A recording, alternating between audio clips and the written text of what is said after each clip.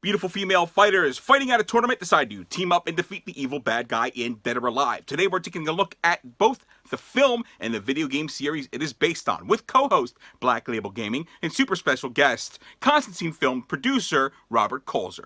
This is 2G1's Based on a. Based on a comic book. You can't have her! You can't have her, you hear me? Based on a video game. Wins. Run from me, Shaun! I don't need to run. Based on a cartoon.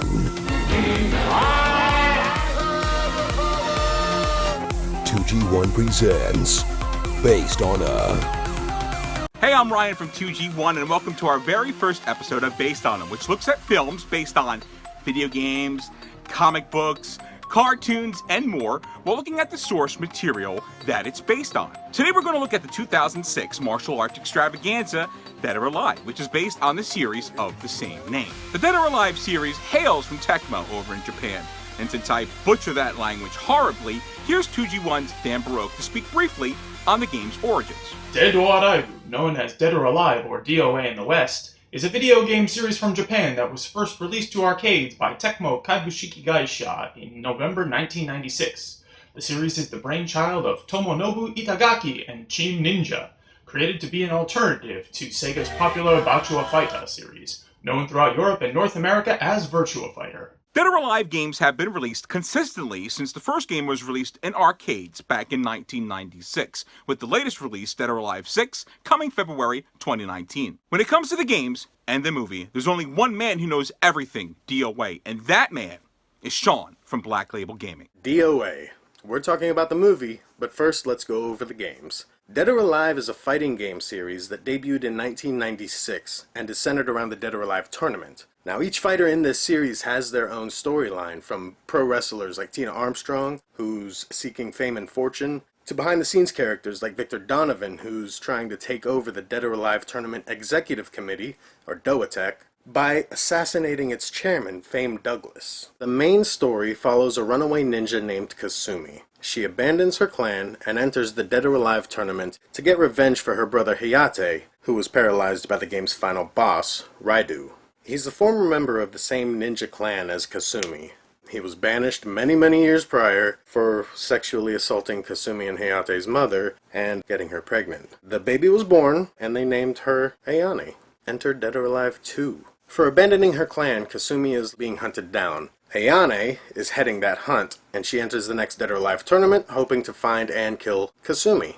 Now, Kasumi was abducted by DOATEC after winning the first tournament.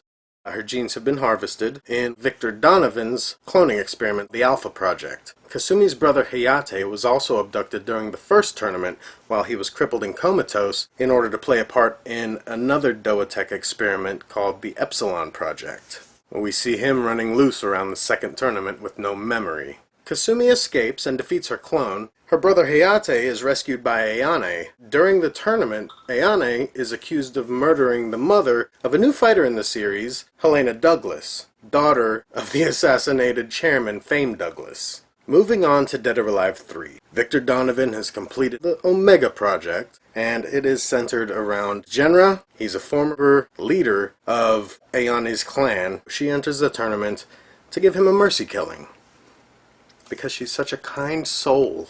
Which brings us to series newcomer Christy. Personally, my favorite fighter in the whole series. Christy is a ruthless assassin. She was hired by Donovan to spy on Helena and to kill her if she gets too close to any of Donovan's secrets. Now, there's some backstory that's missing here that you really should know. Although Dead or Alive 3 is Christy's first appearance as a playable character, her story actually goes back to DOA 2. After Victor Donovan had Helena's father killed, Helena was to inherit the entire organization. Donovan then hired Christy to assassinate Helena to prevent her from taking control, but Christy missed her mark and killed Helena's mother instead. Ayane confronts Genra and kindly cuts him to bits. That brings us to Dead or Alive 4. We have Kasumi, Ayane, and Hayate teaming up together to bring down Doatech headquarters. This one ends with the Ninja Clan's victory and Doatech headquarters crumbling to the ground. There's a whole lot of story here that we're skipping over, but the reality of it is each and every character in this series has enough of a backstory worthy of their own individual games. That said, this is a series that has never really taken itself too seriously either. We have dinosaurs, bikinis in Antarctica, fights breaking out in front of a produce vendor over his last head of cabbage, and let's not forget about this little perk in the settings menu. When you adjust your age, just say up to 99 years old, you will drastically affect the way gravity pulls on the female anatomy.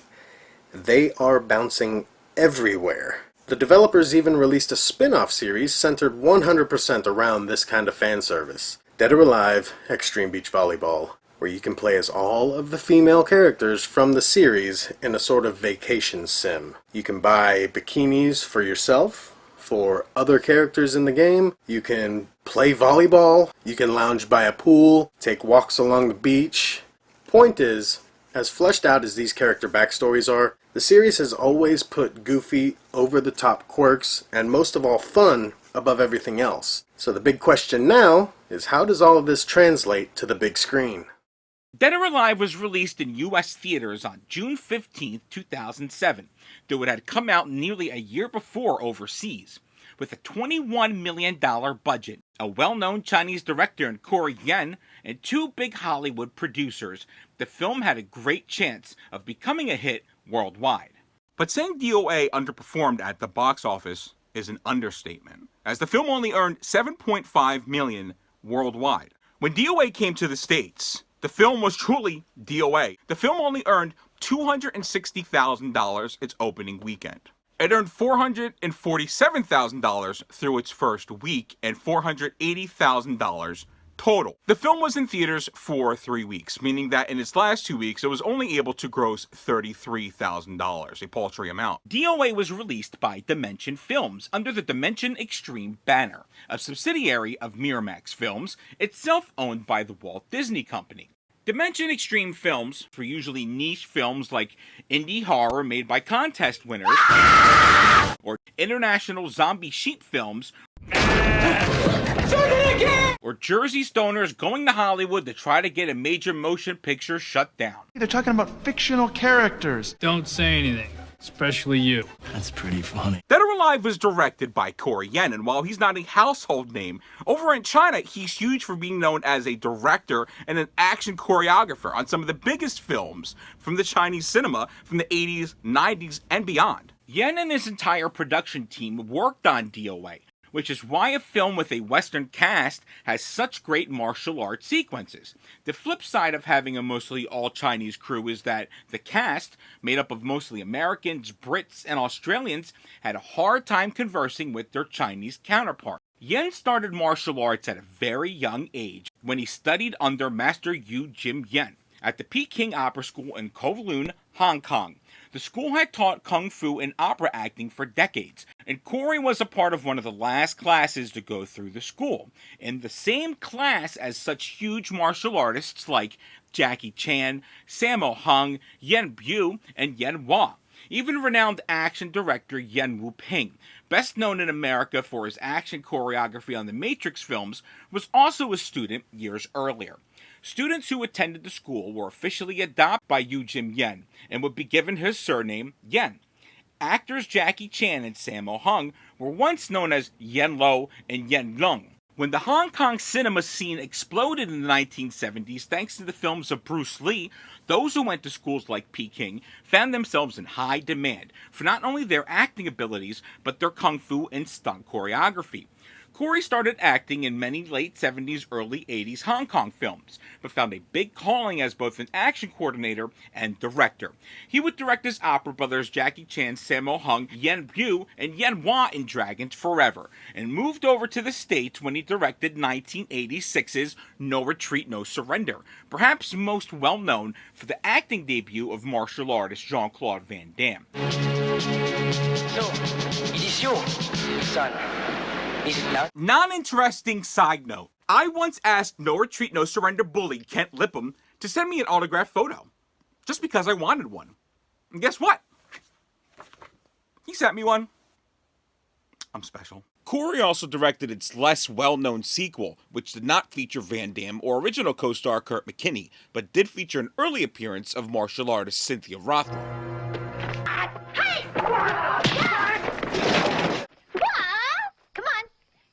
Corey may be best known in America for directing the 2002 Jason Statham hit, The Transporter. I spoke with Constantin Films producer Robert Kulzer, who told us how Corey was chosen to direct Dead or Alive. You know, Corey came up very early on because now obviously the idea of female empowerment and female action heroes is omnipresent. When we started to develop DOA and we said we need someone who has an eye for who is a performer, who is an actor or an actress who can do this stuff, and how do you get the performance out of them? There were very few, and Corey had done a bunch of movies in his Hong Kong era where we thought he was really ahead of its time in terms of female empowerment and making women look gorgeous and athletic and skillful and lethal at the same time. So there were very few competitors in that field, and we wanted this sort of Hong Kong style action in the movie. So there were just a few contenders, and he was Transporter had just come out. We met with him. We thought he was fantastic, and there you go. DOA was produced by Jeremy Bolt and Paul W.S. Anderson, both well known for their genre films like Soldier, Alien vs. Predator, and the Resident Evil series. Bolt has been Anderson's producer going all the way back to Anderson's first film, Shopping. Opinions on Anderson's films can vary greatly, but I personally think his films are outstanding, as I'm a big fan of Death Race, Mortal Kombat, and the sci-fi thriller Event Horizon. DOA is among 9 films that Paul and Jeremy have produced, including the 6 Resident Evil films, Mortal Kombat, and the upcoming Monster Hunter. DOA was written by J.F. Lawton, who saw his star rise quickly when his screenplay, Pretty Woman, was made into a blockbuster film back in 1990. The film not only saw huge success for early star Julia Roberts and a career rise for Richard Gere, but also for Lawton as a screenwriter. Lawton would go on to write such films as the Steven Seagal, Tommy Lee Jones thriller Under Siege, the Keanu Reeves Morgan Freeman film Chain Reaction, and, a personal favorite of mine, the 1994 Damon Wayans comedy Blank Man. Howard Stern fans may recognize Lawton's name as the man who wrote The Adventures of Fartman screenplay, though the film would ultimately never be produced. It's also worth noting that Lawton created and executive produced the Pamela Anderson Sexy Spy show VIP, because both VIP and DOA have their fair share of sexy, smart, and empowered women. DOA can be called an homage to one of the most famous martial art films ever produced, the 1973 Bruce Lee classic Enter the Dragon, where Bruce goes to a mysterious tournament on an island and makes quick friends with 2 other fighters played by John Saxon and Jim Kelly. A very similar plot was then used in the 1995 video game film adaptation of Mortal Kombat. The icing on the cake for DOA is a brief cameo by Mortal Kombat actor Robin Shaw as a pirate trying to steal Tina Armstrong's yacht.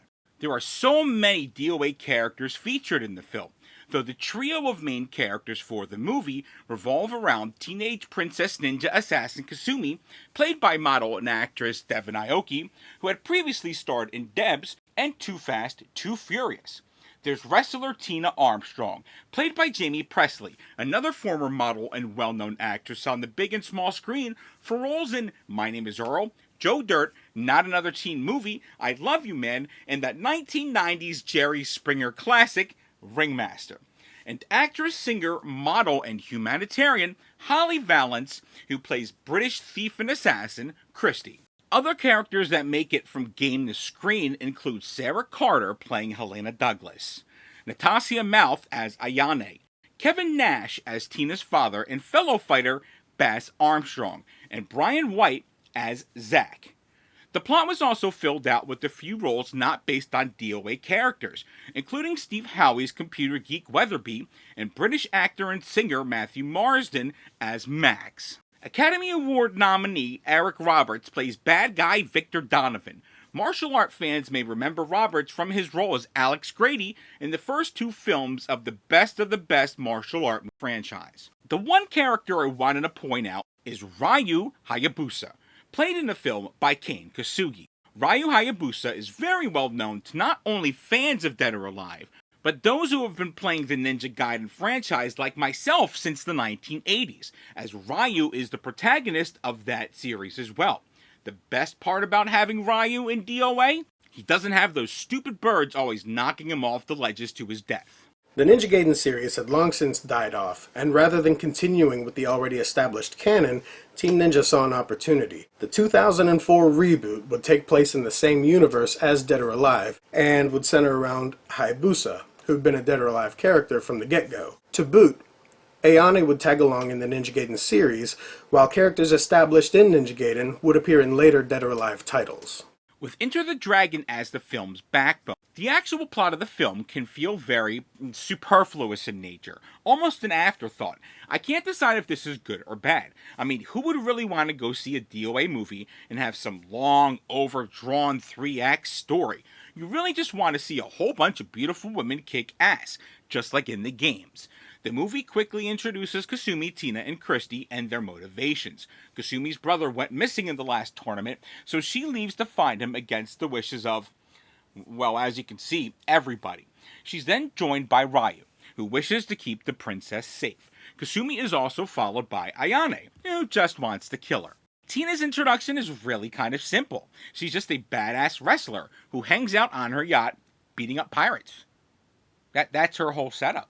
But, you know, she's really hot and she kicks ass. The sound department really wanted viewers to know where Tina was from, in case her southern accent was too subtle. Dad, I already told you, I am done wrestling. The over-the-top sound effects would scream red, white, and blue. All that's missing is a hot dog and a victory theme of the Star-Spangled Banner.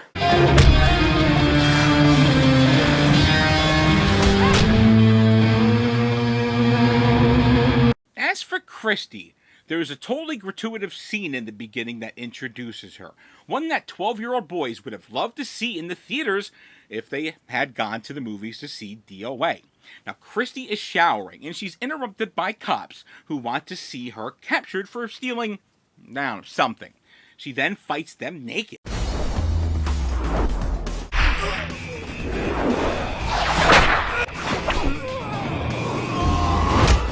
Sort of. Rumors have floated around for years that this scene was originally filmed with actress Holly Valance naked, but that this version was only released in China. The unrated Asian director's cut does have a page on Amazon, but it has never been available for sale. Sites like Pornhub do have versions of this scene with Holly naked, but they were digitally produced later by some individuals that have some God-given talent. The three are then invited to compete in DOA, and how are they given invitations? They are given invitations by computerized flying ninja stars that know exactly where they are, no matter where they are, and just fly through the air. This is what I love about a film like this. It doesn't need an intricate plot. Basically, the characters get these little flying ninja stars, and off to the tournament they go. The fighters get to the tournament, and right away, they start battling each other one-on-one. What is unknown to the fighters is that the host of the tournament, Victor Donovan, plans on stealing their martial arts skills. Yes, stealing. If you are thinking that this sounds similar to the plot of Space Jam, well, I've always thought so. But I also think it's part of the fun. Dead or Alive producer Robert Kulzer.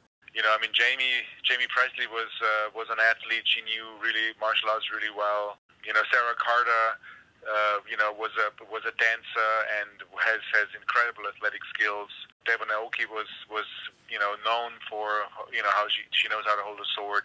You know, we had weeks and weeks of training and lots of help from Corey's stunt team, and I thought the final result was amazing. You know, we had those set pieces, including the beach volleyball sequence that we thought were hysterical and were just fantastic. There are some very fun scenes, including the DOA volleyball and Tina's dad Bass finding Tina in bed with Christy. No, Dad, she's just another fighter. We're just sleeping together. Yeah, I can see that. No. I mean, we're not sleeping together. We're just sleeping. Sure, it comes off gratuitous, but I find it playful, and these scenes really make the film memorable. As the final fight comes to a head, we learn of Donovan's secret ninja stealing martial art powers plan and he shows off how to do this by donning a pair of magic Oakleys that allow him to kick some major ass. Unfortunately for him, the ladies, who have all been captured, are freed, and Kasumi, Akane, Christy, Tina, and Helena all fight together to take this baddie down. You'd think Donovan would have equipped a strap to these magic Oakleys to secure them to his face while flipping around and being a total badass. Hindsight's always 20/20 though. The set pieces and locations in Dead or Alive are gorgeous, and once you watch the film, you notice that these locations really make Dead or Alive stand out from its video game film counterparts. Dead or Alive producer Robert Kulzer. We spent almost like 6 months in various parts of China, and I remember there's that scene on the big Eternity steps, and he's fighting like 60 stunt guys. And I remember I was on my way to the airport when I saw them fighting and going through the choreography, and I came back 3 weeks later and they were still shooting the same scene. When we were there, we were one of the first kind of Western movies, taking advantage of those incredible sets in Hangman Studios and all over China. And so, we took our time at the time. The film's score was written and performed by electronica musician Junkie XL. I first heard of Tom Holkenborg, also known as Junkie XL, when Axelade used the song Deaf Beat in the 1998 PlayStation title Test Drive 5. This song would end up being used in the Need for Speed series and also the Gran Turismo series. For me, in the late 90s and early 2000s, the name Junkie XL quickly became synonymous with high-speed adrenaline. His song Synesthesia can also be heard in the 2000 film The Beach. Then again in 2002 in the game Test Drive. Holkenborg is also tied to several movie scores. DOA aside, he's also collaborated with Hans Zimmer on a number of films such as Inception and The Dark Knight Rises. Holkenborg's latest work is for the upcoming film Alita: Battle Angel. While it seems that DOA was a failure at the box office, the fact of the matter is the film really didn't have a chance to shine, thanks to those at Dimension. After everything that came out about producer Harvey Weinstein, it really makes the behind the scenes of the completed Dead or Alive film even more interesting. Once again, producer Robert Kulzer. It was really unfortunate timing, We made a deal at the time with, Bob and Harvey Weinstein, and difficult to deal with as they were even then. They were so passionate about this movie and about Corey and about the brand, and they promised us a lot. And, we tested the film with them in New York, and it actually tested really well.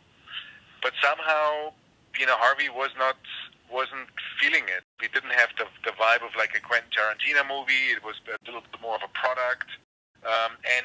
He just didn't market it, and it was at the peak of the DVD, and basically he said, is there a way where we can make a deal where, I give you a bunch of money and we forgo the risk of the big P&A.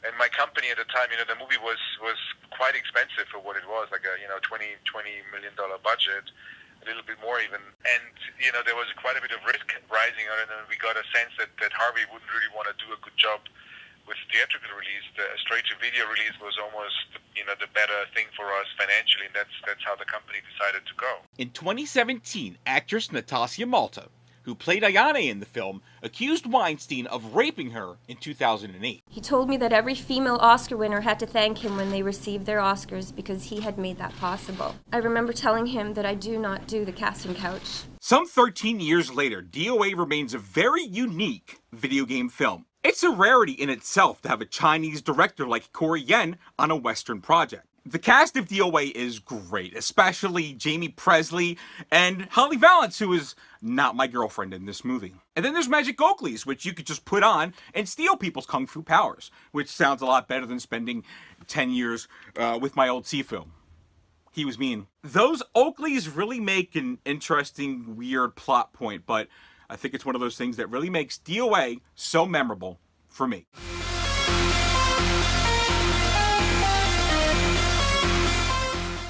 One massive monster shout out to my co-star for this episode, Shaun from Black Label Gaming.